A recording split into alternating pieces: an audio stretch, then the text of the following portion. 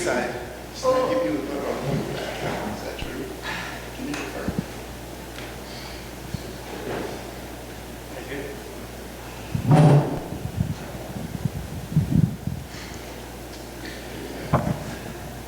Chase, how you feeling? Good. Still a little tired, but happy with the win and happy to be showing off some of the other areas that I've been improving and just show off the fight IQ improvement. Couldn't ask for a better night. It's been a few minutes since your fight. How did you feel about your performance? I felt really solid. Obviously I have to go back and watch it, but I felt like I was able to, make some reads, make some adjustments in the fight. Obviously I should have stayed a little longer on the strikes to try and finish that a little earlier. I think the end of the first. It all kind of blends together, but obviously there's still a lot of improvement, but again, like, time's on my side. I'm 23 years old, still really young in this sport, but I think I found my way back to the division that suits me best. Like I was saying it this week, my Contender Series fight was my first time ever in my career making 145. Before, when I was on the regional scene, I was walking around at like 160, fighting at 155. So,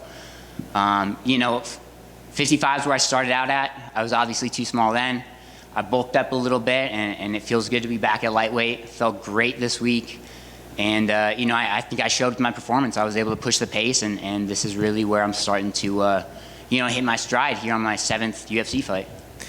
You've hinted at it for past few fights, but like, how much weight were you cutting to get down to featherweight? I was probably walking around at like 185, which, I was still making it, but the issue is that my body would stop with the diet.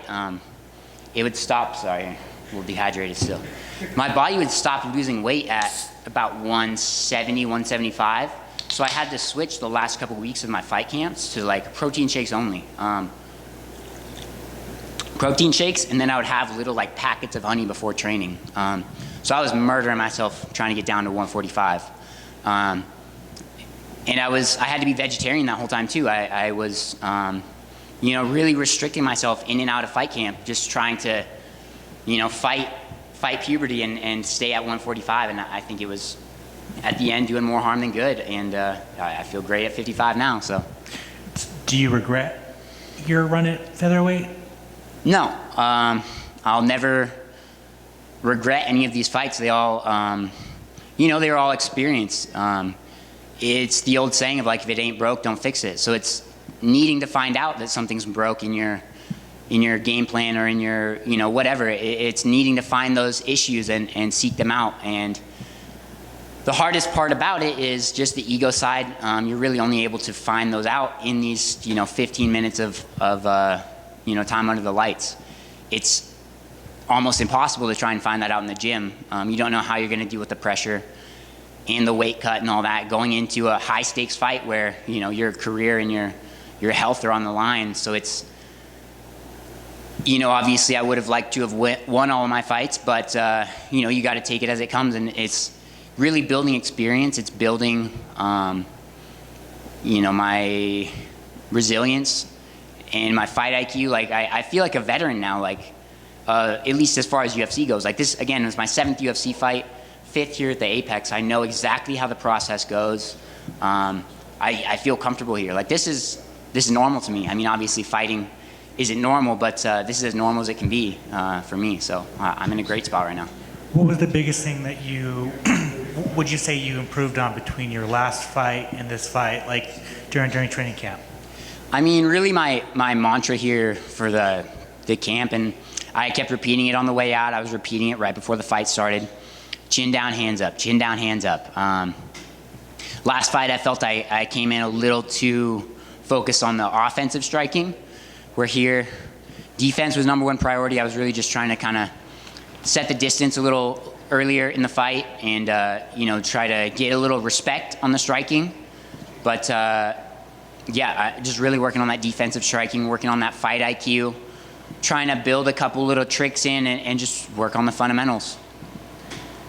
How does it feel to be back in the win column and to shut all the doubters up? I honestly, like I said about, again, this is my 7th UFC fight.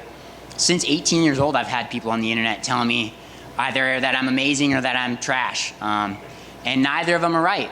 The answer is somewhere in the middle. That's what we're all here for.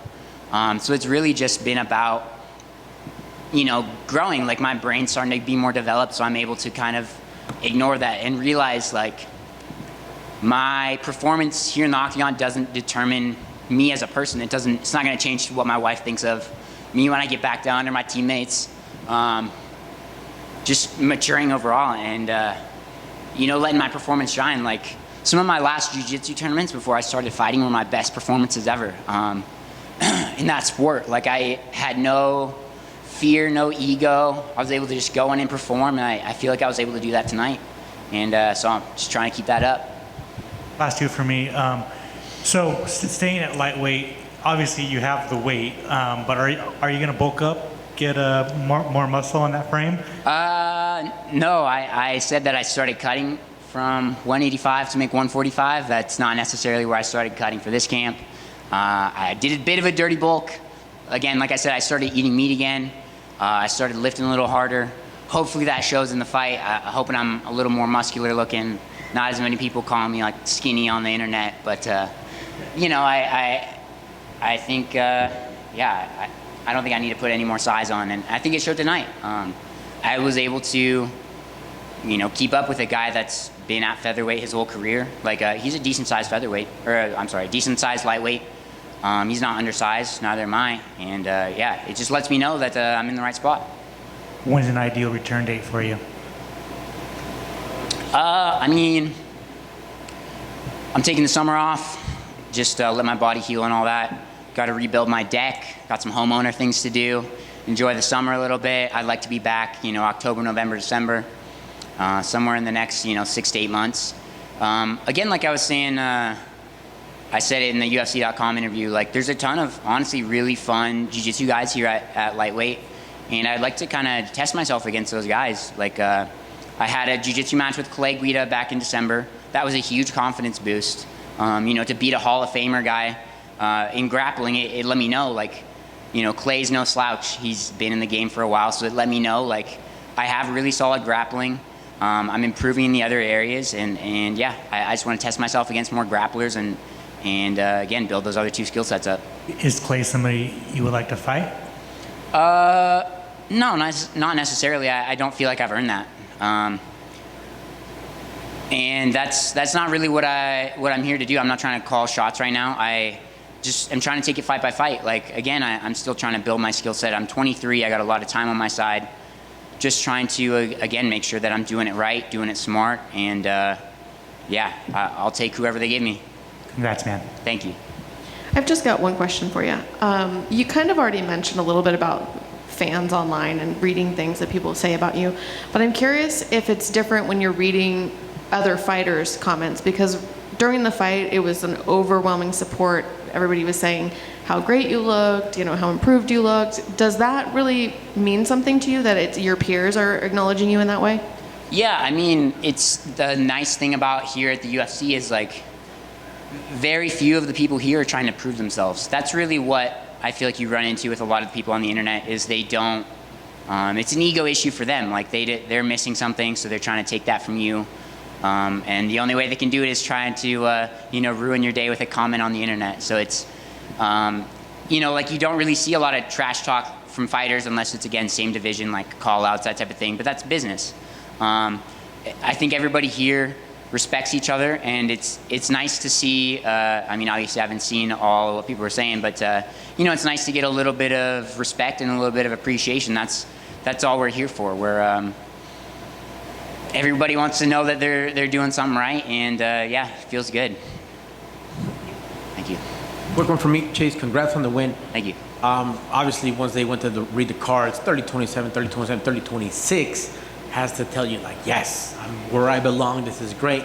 But just real quick, share with me how it was in between rounds, because I saw you just unload the clip and still do it again. So you must have felt good in there. Yeah, I was saying this whole camp, like, I knew Fiore's a tough guy, training with Cater, training with Font.